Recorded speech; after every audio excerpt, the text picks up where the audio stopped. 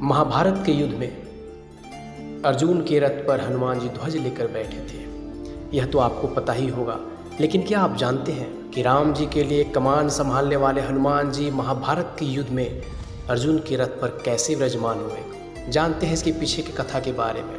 त्रेता युग से ही राम जी का नाम लेकर हनुमान जी चिरंजीवी रहे और ऐसे में एक दिन रामेश्वर के पास उनकी भेंट अर्जुन से हो गई। अर्जुन को अपने धनुर्धारी होने पर बड़ा घमंड था। हनुमान जी से मिलने के बाद उन्होंने कहा कि प्रभु, आपने त्रेता युग में अपनी सेना के साथ मिलकर ये पत्थर का जो सेतु बनाया, अगर मैं होता तो अकेले ही अपने बाणों से ही ऐसा सेतु बनाता कि बिना टूटे उस सेतु से सभी बहुत आराम से उस पार हो जाते। ऐसे में श्री राम ने ऐसा क्यों नहीं किया? हनुमान जी ने अर्जुन की पूरी बात सुनी और विनम्रतापूर्वक कहा कि जिस स्थान पे अभी आप खड़े हैं, यहाँ बाणों से सेतु बनाना असंभव है।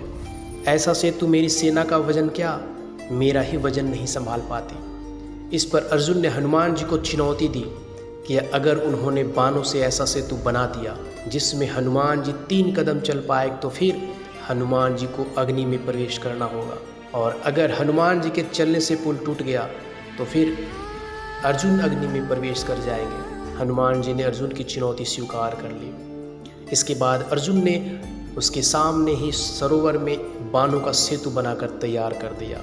हनुमान जी प्रभु राम का नाम लेकर उस सेतु पर चल पड़े, लेकिन हनुमान जी का पहला कदम पड़ते ही वो सेतु डगमगाने लगा।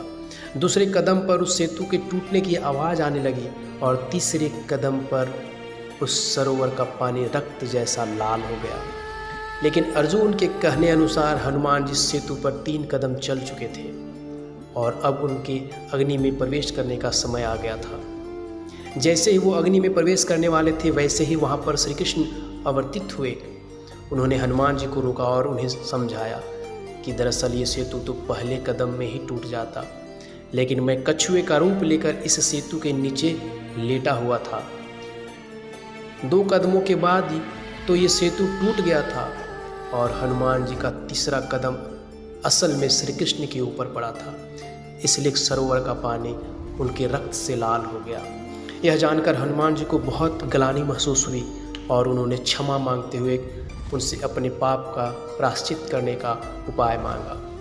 तब श्री कृष्ण ने दोनों को समझाया कि जो भी हुआ उनकी इच्छा से हुआ।